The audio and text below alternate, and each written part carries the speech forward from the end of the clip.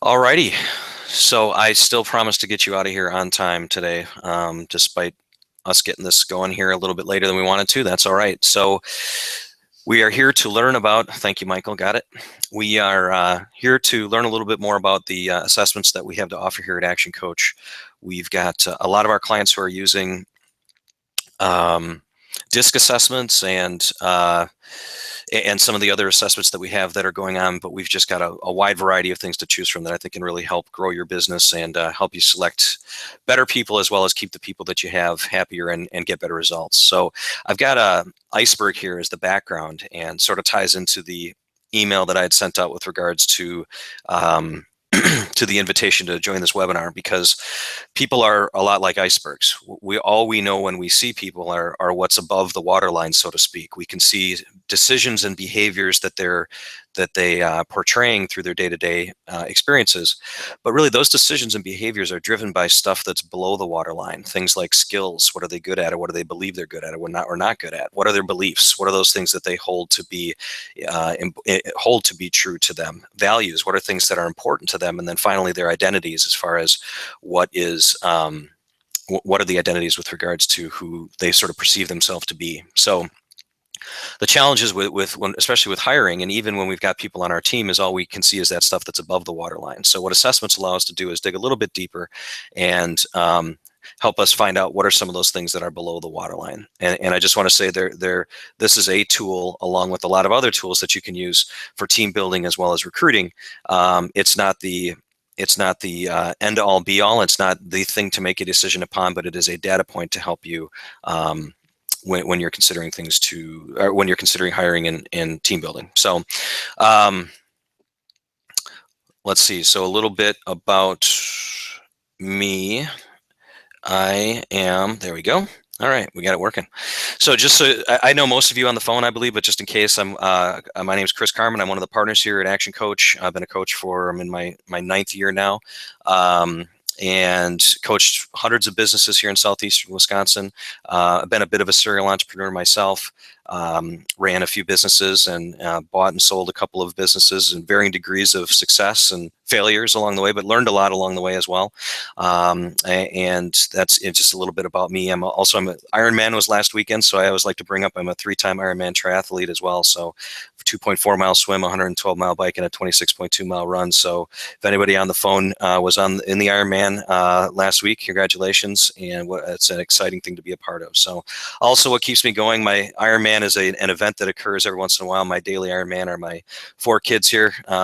They're all under the age, actually Grace on the far left there just turned 11 yesterday. So keeping those 4 girls all under 11 under control keeps me and my wife running every day. So that's just a little bit about me. So another thing, just as we get into this, I just wanted to lay out there, first of all, if you have questions, I'd like you to ask questions as we go, and you can just type those into the chat box. I'm going to wait until the end, ideally, just to answer those questions at that point. But just so you don't lose the questions along the way, you can feel free to type them in, and we'll just log them and go back and answer them at the end.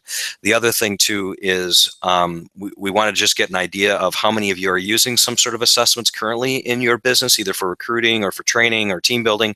So you'll see in the upper right-hand corner, there's a place by the chat area where you can select polls. So I believe if we click on polls, you should see the opportunity to answer the question of, are you currently using assessments in your business? So if you could just go ahead and answer that right now, that would be great. And I'm going to go through some reasons why to use assessments. So, all right, so here we go. So first things first here. There we go. All right. So first thing, hiring and improving your selection process. So utilizing DISC is something that we have talked about for a long time here in Action Coach, as far as finding the right personality type to fit the position that you're looking for. We're going to talk about some other assessments today that I think are also going to help you do that. And it's interesting to take a look at with regards to assessments in the past. 80% of Fortune 500 companies rely on assessments in their hiring process, and they've done it for a really, really long time. The great thing, another great thing about technology is that technology has now allowed assessments to become something that's affordable for any size business. We'll go through the assessments and the pricing and everything today, and it's something that we feel, based upon the benefits that you can achieve, that it's a very, very affordable option with regards to helping you grow your business and hire good people. So Fortune 500 companies have been doing it a long time, and smaller businesses are now able to start to get into the game too. Another thing, what's the cost of a bad hire? Some statistics on that. For basically just sort of like an entry-level person, the average cost of a bad hire is about $7,000. So you hire the wrong person, you bring them in, they stay around, they quit, or you got to fire them. That's going to cost the organization about $7,000. For a mid-level manager, that type of person, it's going to cost you about $10,000. And for an executive or a higher level position, that's usually going to cost on average about $50,000. So that's not only in the lost wages where you pay the person and they don't produce, but it's also lost time in the hiring process, time in training. Then the person leaves, and you got to start over again. It lowers the morale of the people around them when you have turnover like that. So using this stuff in your recruiting process, these assessments in your recruiting process can really help you get an edge on that. So that it's that whole idea of hire slow and fire fast. So use this stuff and other tools in your recruiting process to make sure that you are finding the best people. Next is increasing sales. So really specifically, again, focused on DISC here. If you want to see a bump in your sales and your conversion rate, get your team in tune and get them some training on how DISC applies in the sales process. There's a great book. It's called Selling Naked, kind of a funny title, but Selling Naked. The author is Joe Pici. And P-I-C-I, I believe, or maybe it's two C's, Joe Pici. And yeah, it's an entire book built around selling based upon DISC and based upon different profiles. What's the best way to communicate with your prospects to increase your sales? So excellent opportunity there. Improve your customer service. When people are aware of the different types of profiles, as well as the other assessments we're going to talk about today, and are cognizant of it, they can provide better customer service to your current customers based upon the profiles of the people that they're working with. So customer retention. The other thing, we could have increased productivity. One of the areas we're going to talk about is we've got Motivators is one of the assessments that we're going to be talking about. And we're going to talk about what is it that motivates people, and it's different for different people. So when we get some visibility into the motivators, you've got people that can, or you've got insight into what's going to get your team moving and getting them producing what you want them to produce. Reduce employee turnover. Obviously, the better fit for the position that you're placing them in, based upon DISC profile, based upon their motivators, based upon where their skills are and their knowledge is. You're going to be reducing that employee turnover, which you already talked about, the high cost of that. Customize employee training. Not all of us learn the same way, so based upon our profiles and our motivators, we might learn things in different ways. So we can customize that employee training, and also building a model team like these people obviously here are. If you think about it, you think back to the DISC profile. Imagine a team that was all D's or all I's or all S's or all C's. How much would get done in any of those businesses? And the answer is the same for all of them. Nothing would get done based upon the different profiles. So having a nice mix of people, and if you identify on your team, we don't really have any D's, or we don't really have any I's, or we don't have any C's. Well, let's go out and find some people that could fill roles that have those profiles to help us have a more well-rounded team and all of us achieve more. So there's some ideas on why to use assessments. So we got that teed up enough here. So the first thing I want to talk about is the DISC assessments. Actually, I'm going to go back here real quick to our poll. So it looks, based upon the results, we've got 55% of you are currently using some sort of assessment in your business at some level, and 45% of you are not, which I think is interesting. So good, we've got some other people here that aren't currently using some of these, any of these assessments. So you can learn a little bit about that as well. Good. DISC assessment. So DISC is a behavioral profile. It's not a personality profile. It's a behavioral profile. It's going to help you understand how people will behave. So it takes into consideration things like, how do they prefer to communicate? How do they prefer to be communicated to? How do they act under stress? How social are they? How direct are they? How patient are they? And a host of other things, but helping you understand why some people just want you to get to the facts, and some people want you to dig in and print up the website and answer 50 questions about the same decision, and understanding that both people have different ways that they want to be communicated to, and different levels of understanding. So the way that the DISC profile works at a really high level is there are certain people out there who are outgoing or fast-paced. They're outgoing in the sense that some people are outgoing in the sense they don't wait for you to ask their opinion. They're just going to tell you what's on their mind, and that's it. Some people are outgoing in the sense that they're social. They like to talk and share about their friends and their family and things like that. They want to learn about you too. These people tend to be faster paced. They tend to make faster decisions. They tend to talk faster. these people also tend to, if you've ever noticed that some people have a filter between their brain and their mouth, these people don't tend to have much of that filter depending upon that. They kind of, what they think is what they say, and it just kind of, they blurt it out, because part of their thinking process is actually verbalizing what they're thinking, and helps them work through whatever it is they're thinking about. So on the other end of the spectrum, we've got reserved or slow paced people, just sort of the mirror opposite. They're going to be a little bit more shy, a little bit more reserved, a little bit quieter. They're going to be slower paced. They have a filter between their brain and their mouth. So what they're thinking, they sit, they think about it, and then they talk about it. So if you're a fast paced person and you're off and you're doing your thing, you're making decisions, you're moving on, and you're the reserve person sitting back and thinking about it, well, you might be 3 topics down the road before this person's working out their decision or their thoughts on the first thing. So got to make sure that we're either slowing down or speeding up depending on that. So we've got outgoing and reserved. The other side of this grid, we've got task-oriented people. So people that are focused on getting tasks done, task at hand, the to-do list. I'm going to get this done. Bing, bing, bing. Can't spend a lot of time on this because I got a whole lot of other stuff that I need to be doing too. So task-oriented. The other side are people-oriented. So people-oriented, and not that they can't get tasks done. They can. One thing is that task-oriented people sometimes get focused so focused on the task they don't realize how it affects the people around them and the team around them. Well, the people-oriented people are going to be much more cognizant of that. They're going to be interested in how what they're doing is affecting other people. They're going to want to hear about your weekend. They're going to want to tell you about their kids and learn about your kids too. Really build a relationship. So we've got the task-oriented and the people-oriented. So the way the DISC profile works is this. You've got your Ds are your outgoing task-oriented people. Those are, the D stands for dominance. The best way that I can explain this is if you've ever seen Donald Trump on The Apprentice, his character is the D. Basic information, you're fired, we're moving on because I got stuff I got to do. So dominant, very visionary, very good at getting people moving in the same direction. They move very, very fast. They expect a lot of other people, which sometimes can come across, the Ds have to watch out because sometimes they can come across like a jerk. So they got to watch that and make sure that they're tempering it for the other profiles. Interestingly enough, those of you who are Ds, only 10% of the population of the country is Ds. So realize there's a whole lot of other people that deal with things differently than you do. So our outgoing, fast-paced, people-oriented people, those are our Is. Outgoing, friendly. They want to share. They want to hear about your weekend. They want to learn about your weekend. Oftentimes, high Is are very good salespeople. They're good at building consensus. People like them. They like to be liked by people. So they go out of their way to build rapport with other people, and hence they sometimes get a really great. They can be really, really great salespeople, whether they're selling a product or selling an idea. You're selling an idea within your organization. So I stands for influencer, because they oftentimes tend to have influence over other people.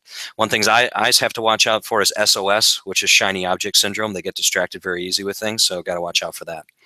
Down here we got S's, so outgoing. I like to think of it this way. If we're at a party, the outgoing, fast-paced I's are going to be the person with the lampshade on the head singing karaoke. S's are going to be the people sitting on the couch in the back of the room that if you sit down next to them, you're going to have a great conversation, but they're just not going to be out in front of the group like an I would be. But very open to new things. They're the nicest people of all the profiles. If you want something done, you take it to an S, because they'll go out of their way to make it right for you and get it done. S's have to watch out though, because they have very small comfort zones, so getting them to change anything can be a challenge. Finally, we have C's, reserved, task-oriented people. These are our accountants, our web developers, people that are very detail-oriented, very, very focused. They want all the details when they're making decisions because they want to make sure they make the right decision. Making the wrong decision is the worst thing in the world, so they always want more information to make sure that they can make the right decision. So they're great for an organization because they raise the standards. They have high standards for themselves and high standards for an organization.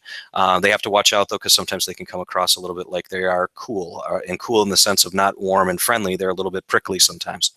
So when you think about using DISC assessments in your first of all, in your company from a team building standpoint, again, having everyone understand their different profiles, and how if you're having a communication issue with somebody in the organization, a lot of times that goes back to the different profiles, not recognizing that, hey, I'm a D and you're an S, and I want to move quickly and you want to move slowly. We got to figure out how we can work together on that.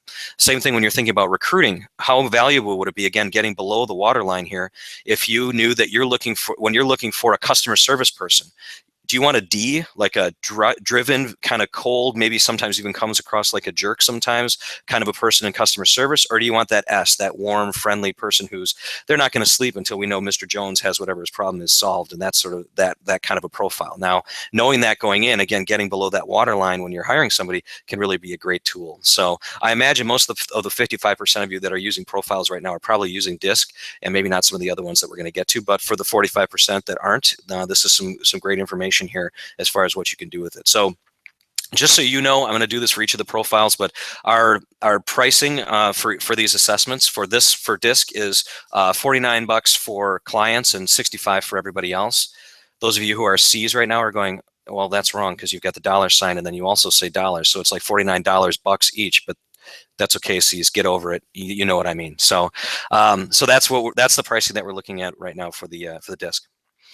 All right, so on to motivators. Now, this is something that, again, I don't know how many of you have seen this before, but this is an interesting tool that we just got access to. We want to let you know about. So if DISC tells you how people are going to behave, motivators tells you why people behave the way that they do. So there are 7 areas of motivators, one of which is money, but money is not the only one. I find some of my clients come to me and they'll say, you know, I want to get this person to do it, but I don't want to have to pay them more money. Or, you know, I put a bonus out there, but no behavior changed. Well, we got to remember that money is really only one of the motivators out there, and depending on the people on your team, that may or may not make a difference to you. So one of the motivators, one of the 7 motivators that we have is theoretical. So some people are motivated because they want to learn, they want knowledge, they want an understanding, and that gets them going. Like they want to go the extra mile so that they can just learn and better themselves through what they're doing. The second one then is regulatory. So they want structure, they want order. If there's systems, they're going to follow those systems, and that motivates them, and they gravitate to that type of an environment where it is system based because they like that. By contrast, we have individualistic. Some people are motivated by the independence. They want freedom. Sometimes when I'm working with like a high I type of a personality, talking about creating systems in their business, they feel that can stifle them because they love the freedom of the independence and the uniqueness. And that's something that motivates people as well. So you just look at those two, right? If you've got 2 people in your organization and one's motivated by regulatory and the other's motivated by individualistic, would you have to manage and lead those people in different ways and maybe offer them different incentives? Of course, yeah, you might have to do that. We also have altruistic, so people who enjoy helping other people. So helping out, service back to maybe it's back to the community, or maybe it's back to just the other people on their team, helping other people on the team, not letting other people on the team down, and having that be a big part of their motivation. Aesthetic, some people like form, beauty, balance, and that could be in the sense of visual aesthetics, where they, you know, maybe like from somebody who's creating marketing messages or an advertising agency, where they understand how you know, colors work together and how logos can help you, but also just beauty and balance within a team. They don't like discontent or discord within the team. They like things to be nice and easy and smooth. We got economic here because some people are motivated by money. So practical results, bottom line results, money, return on investment, those are the things that are really going to motivate this individual. And then finally, we've got political, and political is really about having power or control or influence within the organization, being in a new position that allows them to have control over other people, or management or leadership or things like that are the areas that they might find to be motivating for them. So what does this assessment look like? It's actually, I think it's about 20 or 25 pages long. There's a lot of detail that goes into it. Just like the DISC, the books that you get for those of you who have used DISC before, there's a ton of great information in there. But it really boils down to sort of like 1 or 2 graphs that give you a summary of what it looks like. And that's what this assessment does as well. So this is an executive summary of this individual's motivations. It's just a sample report. So you'll see at the bottom, you've got the bar graphs, and the areas in gray that you can kind of see lightly shaded in gray, that's sort of like the average or sort of the median area for each of these types of motivations. So that's sort of, you know, is the person above or below? Are they sort of in that range? Would give you an idea of how each of these motivates them. Across the bottom, you've got each of the areas we just talked about: aesthetic, economic, individualistic, political, altruistic, regulatory, and theoretical. Up at the top, you've got them in a summary saying, let's take, for example, so this person's very high in economic motivation. So they're very very competitive and very bottom line oriented.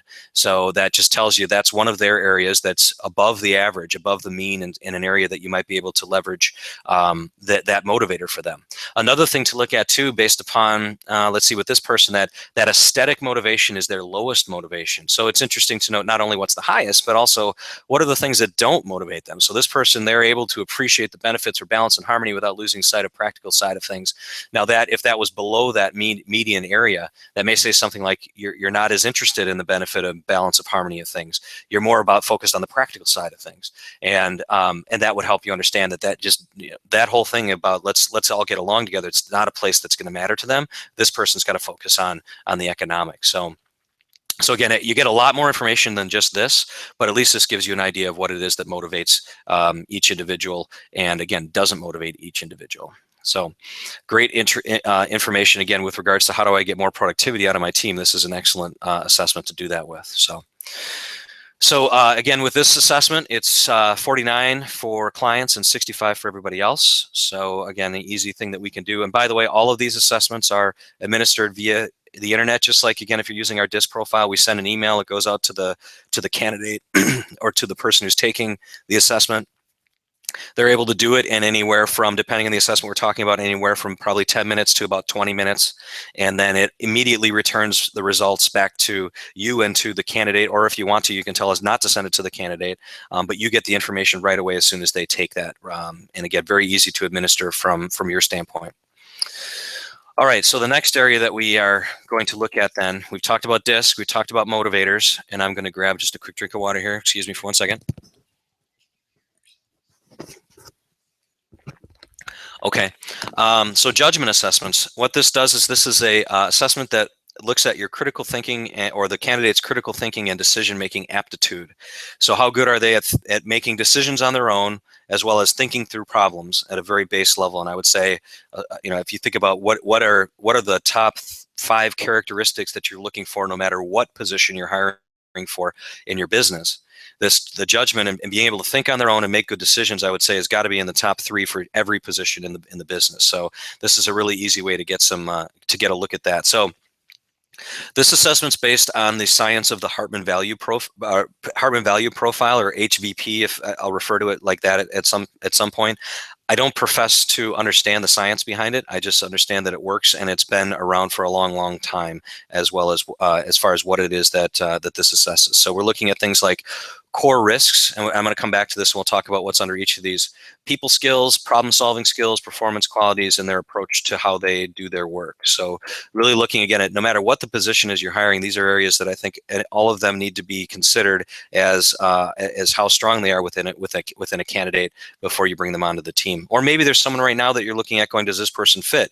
Somebody on your team currently. This is a great assessment to help you understand how they are thinking through and problem solving. So here's again, I think this is more like a 10-page report that comes along with it, with a lot of different thoughts and ideas around the different areas. But this is that summary page if we're really trying to boil it down to what does the assessment tell us. So we talked earlier about core risks, people skills, performance qualities, problem solving skills, and approach to work. So under each of those areas, it looks 4 to 5 different areas underneath. So let's just take a look at the core risks chart. So we've got positive attitude toward work, commitment to personal standards, adherence to company policy, ownership of problems, care for company assets. And then you'll see it's also to the right side got a sort of a green, yellow, red score, low, medium, or high risk based upon the assessment. So with this individual, very low risk in all the 4 areas, although there's a high risk of this person taking ownership of their problems. So one of the core concepts we're always talking about in Action Coach is being above or below the line with ownership, accountability, and responsibility. And this would be one area where I'd look at I wonder how this person views that concept of being above and below the line, or is everything other people's problems and laying the blame and excuses or the denial. So it gives you an idea of that, maybe a place that you'd want to dig in.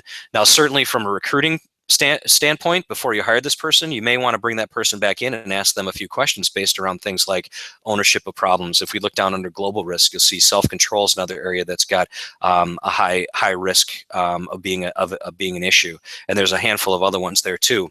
And again, that doesn't mean that you don't hire the person, but it gives you some ideas of maybe we need to bring them back in and ask them some additional questions about these areas and just get a feel for it. If we get an understanding that the person at least recognizes it as an issue and is working on it, or are they just completely oblivious to it, and then that helps us understand whether or not we're going to take a look at them. So the other thing you'll see is over on the upper, well, sort of like 3/4 of the way down the page on the right-hand side, sort of in line with the core risks chart, is just sort of like a summary bar of how close are they, how are they as far as being self-directed, everything coming from them internally, as well as then the world directed, where kind of just living with the environment around them and letting it push them around. This person actually is, even though they've got a high ownership of problems, based upon the other part of the assessment, they're actually really close. They're sort of in that middle area, but very close to self-directed. So helps you get an understanding of where they're at. This is an interesting profile. It's a little bit different than some of the other ones, where there's actually 3 different types for this one. There's one, it's called the screening report, which really, I'm going to go back here. It really just gives you this report again, this page, and about 10 other pages with more information. And that's the one that we've got for the same pricing, that $49 and $65. There's an employability report that goes along with this. And the employability report allows you, it'll do the exact same information, but it'll also give you sample interview questions that you can ask based upon the results. So again, back to this person over here, if we've got an issue with them taking ownership of things, there'll be a couple of questions that the report gives you to say you could bring them back in, have this interview, and talk to them about this issue by asking them these specific questions. And then it also, there's what's called a coaching report. So based upon, if you've got somebody already in the organization, it gives you a report that talks about how you can help coach them to become better in the areas that they need to be focused on, and also keep the strengths in the areas that they are strong in as well. So the pricing for the employability and coaching report are different than the 49, and I have to be honest, I don't remember what they are right now. But there are, let's just say they're in the range of $60 and $70 or $80 depending. So so if you're interested in that, we could tell you more about that as well. So, and again, if you guys have any questions about any of these assessments, please just type them into the chat area and we'll get those answered towards the end. So one more assessment here based upon sort of the discs and motivators and judgment, and it's a combination of all 3 of those. We call it the executive summary, and it's a report that combines the information from the disc, the motivators, and the judgment all into one report. The candidate or the person that's taking the assessment they only take one assessment. They're only going through this once. They don't do 3 individually, they do one, but it encompasses all 3 of these into one report. So they're getting questions asked for them that apply to all 3 of those areas. So there's a ton of information on this. I think it's actually 66 pages of information based upon, because again, you've got a full disc report in there, a full motivators report, and a full judgment report all in one. But then what it does is it doesn't just basically take all 3 and just sort of staple them all together. It actually takes the information and combines what the assessment has learned from all 3 and put it into a one-page summary. So if you don't want to read 60 pages of information, I get that. They've done a great job though of boiling this down into a one-page summary, which I'll show you here in a second. And also it boils it down even further to have some just really simple graphical representations of the candidate's strengths and risks, as well as there's almost like a speedometer that shows you, are they good to go, or is there caution, or should you be concerned about this candidate based upon all 3 of these different areas. So here's just a couple of pages out of a sample report. So you can see over here, you've got the motivators graphs that we had talked about earlier when we were talking about the motivators. It's listed right here. Actually, it looks like that's sort of I think that's the exact same candidate now that I look at it. You also have the disc profile then. So the reports and graphs that come out of the disc assessment when they do a disc assessment, based around both their natural style as well as their adapted style with regards to the disc profile. So you get those, and there's also, I don't have a picture of it here, but also one of the, we were looking at the judgment, the decision-making and critical thinking assessment with the check boxes, the high, medium, and low risk. It also has that same report that's in here too. So it boils all those down to the same reports you get if you took them individually. And then here's the one-page summary. So this boils everything down into a one-page summary. And if you really are a D and you just want the basic information, that highlighted paragraph is really what everything summarizes into this one area, which basically says that under highlighted area in the underlined area, we would view him as a good individual who can expect to deliver good results in the role, providing it is supported with by specific knowledge, industry experience, and track record of past success. So one way that we describe this whole idea is that each of these areas, the judgment, the disc, and the motivators, they're all leverage points, and they all rely on having some knowledge and expertise in the field. So we can't test for that because there's too much variation. It's difficult to do that, although we're going to talk about some skill testing in a minute here. But this report does not test for the skills. So you got to take a look at, all right, based upon the skills I see here, this person's going to be a good fit, because if they've got decent skills, all the other stuff that with this report and the motivators and the disc and the judgment are just going to leverage his skills. Now, that might say also that this is a high risk individual as well, or maybe even this is a great individual, and you don't have to worry about any of this stuff. If they've got the skills, hire the person, and it boils all that down to this sort of this one paragraph that summarizes everything. But again, with a ton of background information if you're interested in, for you high Cs that want to read every page. So this executive summary is 195 for clients, and it's 224 for non-clients.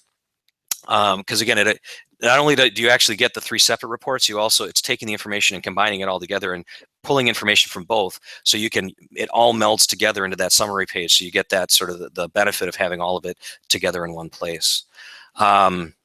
This is one thing that I would take a look at seriously, and our clients that are using this most often for higher level positions, where we talked earlier about where an executive level position, if that's a bad hire, that's a $50,000 cost to the business. Well, $200 on a $50,000 cost of potentially having a bad hire is obviously not a whole lot. Even that $10,000 on a mid hire or mid-level hire is also, it's an investment worth to make, so you don't have that same mistake. So again, 195 and 224 for that one. Great. It's a great report for the clients that are using it. They're getting a lot of success. All right, so one other area that we want to look at just around more of the personality assessment area is 360-degree assessments. So this takes a look at what are our blind spots, because here's a concept called Johari's window. Johari, I think, was the doctor that came up with the concept. So if we take a look at this, we've got stuff on one side that's known to others and stuff on the other side that's known to us. And in that first upper left-hand quadrant, those are the things that are known to us and known to other people as well. So that's just stuff that's out there. We all understand it. It's open information. It's all public out there. We're on the same page. Below that, we've got stuff that's not known to others but is known to us, and those are things that are hidden from the world. Those are things that we just keep to ourselves, or that we know about ourselves that maybe other people don't observe. Some of that below the waterline stuff that we were talking about. On the upper right-hand corner, actually, sorry, I'm going to go to the lower right-hand corner first.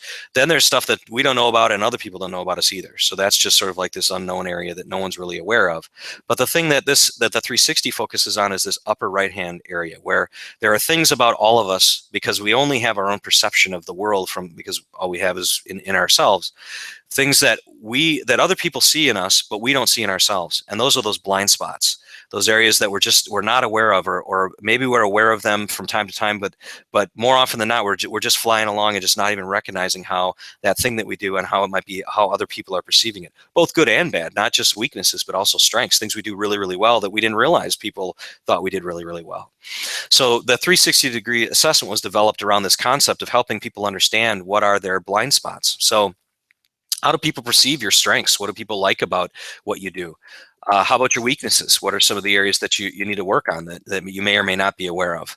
How about communication style? Things that people are observing there. Your ability to build rapport with other people and how people view you from just being part of the same team. And versatility, how flexible are you? Along with a whole bunch of other stuff that you can take a look at.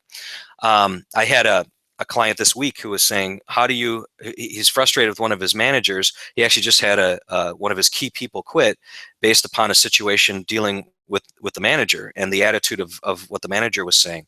The owner talked to the manager, and the manager said, well, that wasn't my fault, that was this other person's fault, and here's what, misunderstanding and excuse. So the owner came to me and said, what do we do with somebody who doesn't know that they have an issue? And sometimes there's nothing we can do because they're just, no matter what, we're never going to have, they're just never going to be willing to hold the mirror up to themselves and view themselves. But this is a great way to take a look at it, because what we do with a 360 assessment is we get, and the reason why it's called 360 is we get feedback from people that are all around the individual. So in this case, where we've got this manager, we want to have somebody take this assessment based upon, the owner of the business take the assessment from their perspective of the manager. We'd want to get some of the other managers in the organization to take this assessment for this manager that we're talking about, because they're on sort of on the same level. And then also some of the people that work for that person. So how do your subordinates view you in each of the areas that we're going to be talking about in this assessment? So you get it from all around you, all the people that are circling around you and how they're viewing you in different ways. And then the report allows you to draw some commonalities between each of those areas. So here's a sample report, and there's a whole bunch of other stuff that I took a screenshot of just 2 of the different areas. So we've got, for example, here, communication skills. Oh, one other thing I forgot to mention is the person also takes the same assessment. So in this case, the manager would also take the same assessment. So how do they view their communication skills versus how people in the company view their communication skills? So in this case, we've got the individual, that's self. We've got direct reports, so people that are subordinates reporting to them, peers on the same level, upper management, different supervisors, and maybe even other people within the organization, and just sort of like a median, what you'd expect across the board with regards to each of these areas, based on an average across not just this person, but all people, a norm score there. So as you can see, just with communication, direct reports seems to be communicating very well with the direct reports, but the supervisor B, whatever that person would be, and this is all anonymous, so people could feel free to be very upfront and open. For whatever reason with supervisor B, that's an area that they're not communicating as well. So how are they communicating to the other people in the organization, not only just to the people that they may have direct contact with? Interesting, on decision making, they viewed themselves lower in decision making than anybody else did in the entire company. So that's an area where, again, going back to our blind spots, sometimes we have strengths that we don't realize. Maybe I view myself as I'm not very great at decision making, but if this was the feedback, I might say, great, I got to do more of that, because actually the people around me are saying, hey, you do a great job at decision making too. So we get sort of that view from everyone else and how we're thinking about things, and allows us then to coach towards different behavior, or maybe, again, decision making in this case, great behavior, we got to do more of it because you're doing a great job with it. So with regards to 360 assessments, we've got a couple of options. So the assessment only, where we're doing that online and you get a report similar to the one that we just looked at with the bar graphs, and as usual, there are a bunch of other stuff too, but summarizing into those bar graphs, that's $149, and again, administered through email to not only the person that we're giving the feedback to, but also the people that are giving the feedback. And that's just for the assessment. You can get some information that way. We also have another option. We call it 360 Premium, and that's $14.95. That's where we do the assessment. But in addition to the assessment, we also Action Coach gathers some written feedback from the team. We ask them some specific questions to give specific examples of strengths and weaknesses and things to work on and things that people do well. We also follow up. So a lot of what we find, there's a lot of work that goes into just getting people to, because everybody's busy, getting people to give the feedback. So we'll follow up with them, make sure that happens. We compile all the feedback and we give it back to and present it either to the owner, if you're going to do the coaching, or to the individual themselves, and present the feedback. Then we also, we're giving you the book, What Got You Here Won't Get You There, and then we're coaching around the behavior change based around the behavior changes talked about in the book of what got you here won't get you there. So Marshall Goldsmith's an executive coach, and he's got a great system and process to change behavior with people once we identify areas that need to be addressed. And that's the first step with this 360, is getting feedback to know what kind of behavior do we need to change. So just a lot more hand-holding and coaching that goes along with that 360 Premium. Actually, one thing that I didn't list here is it also includes 2 coaching sessions with a coach to work with the individual to help them work through and create an action plan to make those changes. So that's our 360 assessment. Again, what are those blind spots, those things that we're not aware of? So I wanted to also talk about, we've got some skill assessments that we're able to do too, where everything we've talked to up to this point has really been about behavior and motivations, and again, below the waterline type stuff that it's maybe hard to get to in an interview situation. this is really going to be more focused on specific skills and assessing what they possess and what they don't possess. Because if you're hiring somebody for the office, it's great that they say, oh yeah, I know Excel and I'm really, really great at it. But how many of you have hired the person, brought them in and go, wow, I know more about Excel than this person knows. So again, that's a below the waterline thing. They told you that they could do it, but we don't really know until we actually get them into the hot seat and try it out. So, and I'm just going to say really as quickly as an aside too, if you have any questions, that chat box is looking wide open for you. So go for it. So here are just some of the main areas, and there are a whole bunch of other areas. These are the main areas that people, most of the assessments that we're working with are mainly in these areas. But again, if you have other specific needs that aren't listed here, let us know, because we may have other assessments for it. So customer service, this is a big one, just computer skills in general, Excel, Word, just general computers, understanding are people able to use it? And PowerPoint is in here. They've also got one for Outlook. I mean, pretty much any major program that you're going to find that we have assessment skills for. Clerical skills, filing and understanding that stuff, basic grammar and spelling if that's something that you need. Looking for a bookkeeper, there's accounting test, AP, AR, QuickBooks, things like that. And again, a whole bunch of other stuff too. Healthcare, so if you got a healthcare-based business, nursing, dosages, other things with regards to healthcare. Industrial skills, you're looking at hiring a shipping and receiving person. There's a test for shipping and receiving, pick and pack, and some other stuff that you would have working in a business or more of an industrial setting. And then also legal skills. If you own a law firm, paralegal, transcripting, and I put these in here. And if you're in those businesses, that's great.